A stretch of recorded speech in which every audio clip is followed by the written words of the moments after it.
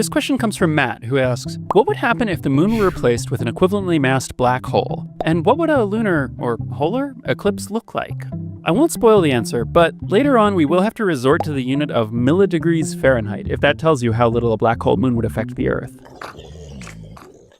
A black hole the mass of the moon would have an event horizon about the size of a sand grain. Specifically, according to one of my favorite charts, a black hole moon would be a grain of fine to medium fine sand and could pass through a sieve of size ASTM number 70 or larger.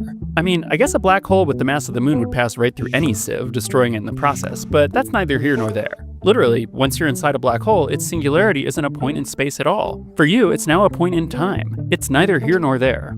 Since the moon's mass and position wouldn't change, the Earth's motion and tides wouldn't change either. When you're floating outside a spherical mass, its pull on you is the same regardless of whether the mass is concentrated at the center of the sphere or spread out throughout it. If the sun were replaced by a black hole of the same mass, the Earth's orbit wouldn't change, although life on Earth might. With the moon gathered into a point, there'd be no moonlight, which would affect the life cycles of all kinds of nocturnal animals. But compared to a lot of the other things we humans have already done to mess with animals on Earth, this would be fairly minor.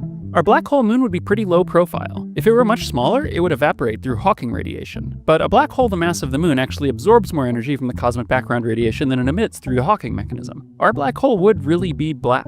At least if it didn't eat anything. If the black hole devoured any objects, it would let off a tremendous blast of radiation. Black hole accretion disks are one of the most efficient ways to convert mass into energy in the universe. Fortunately, there's not a lot out there for the black hole moon to eat, so it wouldn't glow very brightly for now. It would spend most of its time drastically altering the orbits of nearby dust particles, one sand grain pushing the other sand grains around. But there would be one interesting effect. In addition to getting darker, Earth would get colder because moonlight warms the Earth. Measurements show that global temperature varies with a 28-day cycle. All else being equal, the Earth is hottest during the full moon. It's a tiny difference, small fractions of a degree, but it's there.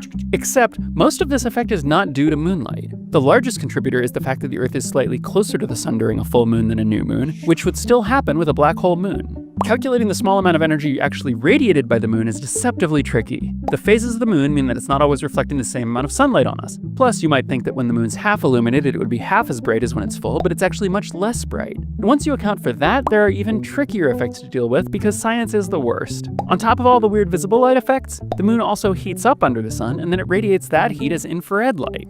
It turns out that the moon's infrared radiation affects Earth's temperature about 10 times more than the visible moonlight, but still about 10 times less than the Earth moving closer to the sun during a full moon. Specifically, infrared moonlight warms the planet by about 1.2 milledegrees Fahrenheit. If you don't like Fahrenheit, that's the same as warming the Earth by 1.2 milledegrees Rankine, or 0.35 milledegrees Romer, or 0.53 milledegrees Réaumur, or 2/3 of a millikelvin. So without moonlight, the planet would cool down slightly. But given the rate at which we're adding CO2 to the atmosphere, which also changes the Earth's energy balance, we would make up the difference in a couple of weeks. All in all, the conversion of the moon to a black hole might not be that big of a deal. Unless, of course, it happened on a certain day in 1969, in which case the famous quote might read a little bit differently. P.S. You might now be wondering what would happen if the moon were replaced by a black hole of the same size, not the same mass. Well, a moon-sized black hole would have around 600 times the mass of the sun, so we, and the sun, would definitely fall into it. A total, final lunar eclipse.